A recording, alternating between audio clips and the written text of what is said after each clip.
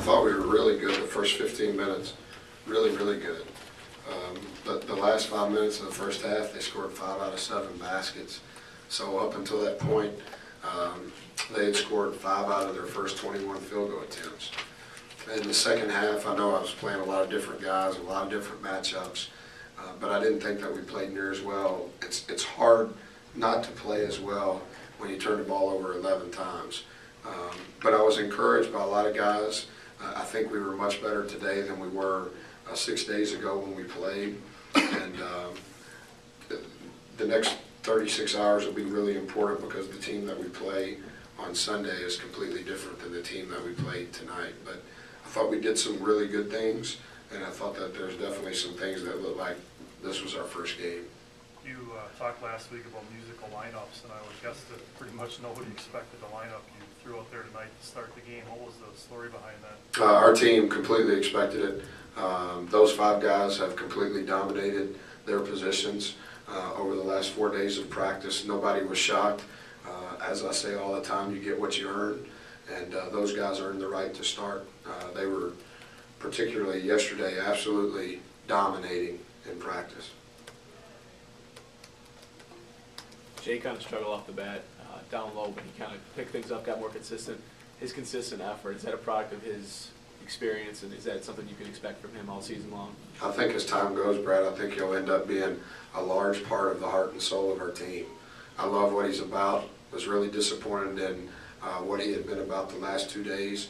For sure, the worst he's been the 2 days, last 2 days that he's been since he's been on campus. He has a distinct presence about him on the floor and off the floor. Doesn't get rattled, understands when he's wrong, and wants to do right. I love what he's about. I think he's going to be a really good player for us, and I anticipate that he'll have a large role within what we do. Jimmy said he wanted to get back out there to get his double-double, get more rebounds, and be out there. So what is it going to take to get to the point where you can't keep him off the court and to shake the I'll play him as many minutes as he can play. At the same time, I want to make sure that I have enough wisdom relative to where we're at, time, score, and momentum of a game, and relative to what's upcoming in the next 36 hours. Jimmy's extremely intelligent. He's a switchable on both ends of the floor. He makes everybody on his team better, and that's why 4 guys, 2 of which had never put on a college uniform, started with Jimmy tonight, because that was the team that was dominating in practice, and nothing against those other 4, but Jimmy makes guys better. Do you expect that not starting will help motivate a guy like DJ? Not to say that he isn't motivated anyway, but just kind of a, I don't know, wake-up call, whatever you want to call it? We'll see.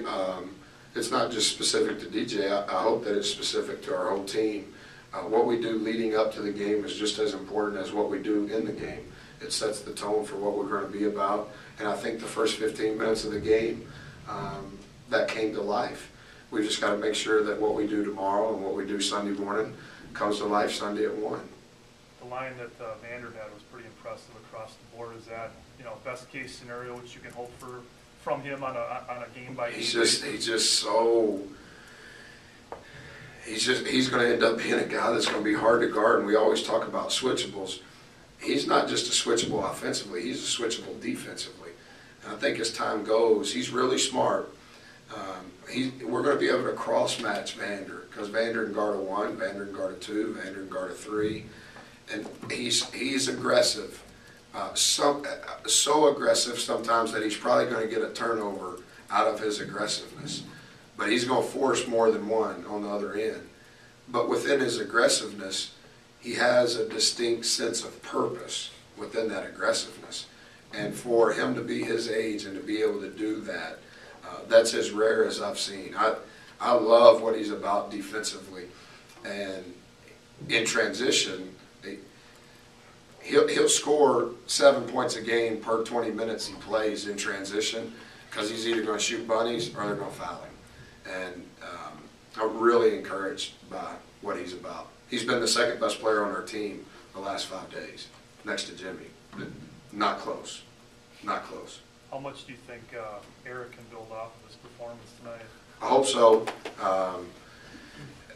I thought he was good. You know, he's learned, Todd, in the last year how hard you have to play.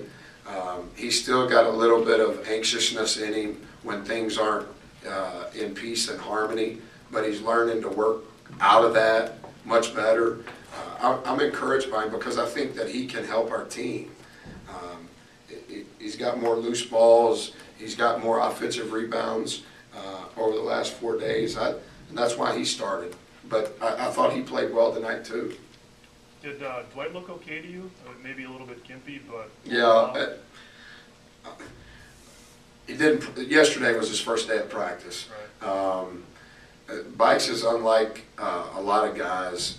For whatever reason, maybe it's his body type, maybe it's just how he's built, but he can take 9 days off and still come back and practice and play as if he lost no cardiovascular. I wish I had that, but I don't think that. I do think that even if you can not lose your win, you still lose a little bit of your timing. 7 assists, 2 turnovers. Both of those turnovers, they were not necessary, but he does give us a little bit of calmness at that position at times, and we're going to need that. Devontae, 17 points. I think probably a lot of people were surprised by that. Well, he was one of those guys that was ranked 492 about 6 months ago. And he has great hands. He has great feet. He's never confused about what he's supposed to be doing offensively. But somewhere when he crosses half court, he tends to forget what he's supposed to do defensively. When he can remember, he's going to play because he can help our team. Everybody on our team knows that he can score. We just got to get him to the point where he doesn't just stand dead behind the post. And he's got to get to the point where if we're playing a small team, which we're going to play, you know, as time goes, there's just as many teams like us as there are guys that have low block players that are playing 30 minutes a game. You know what I mean? So when they're playing small, is it to our advantage to play big?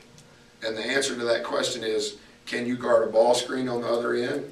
And can you help us keep the ball out of the paint defensively?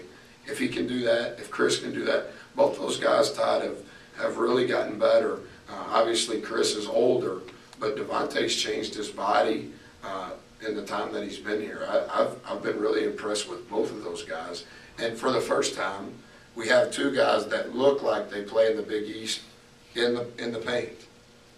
And both of them, offensively, they can hold their own.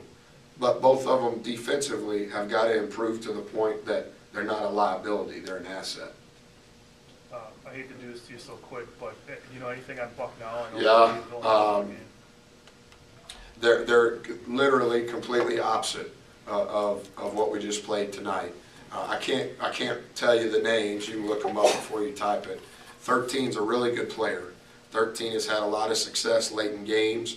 They finished second in the Patriot League last year. They were picked to finish second preseason in the Patriot League this year. 22 is a complete glue guy. He's a senior, knows how to pass, knows how to shoot, never gets rattled. The one kid got hurt, Stephen Tyree. I don't know his number. He's from Texas.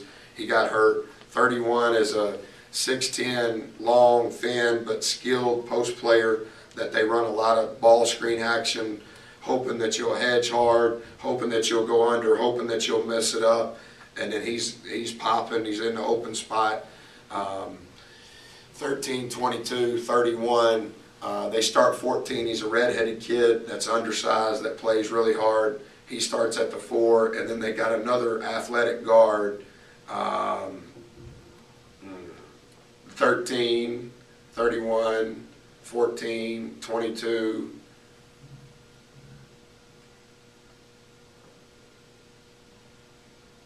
I think it's 21, and his last name's funny. Going, something. He's a switchable. He plays the 3 and the 4. They don't beat themselves. They run a lot of ball screen stuff. It's kind of a spin-off of what we did early last year. It's kind of a spinoff of what Kansas has been doing the last couple of years. Not quite as much movement, but they have a style of play. They don't get rattled. They have more upperclassmen than they do young kids. Got beat by 16 tonight. We're up 12 at half against Villanova. They'll travel here tomorrow. Their coach is a really good guy. Their coach is a really good coach. I know him a little bit. Met him at a clinic in August. So it'll just be completely different than what we did, in our preparation for Prairie View. Is that it? Thank you.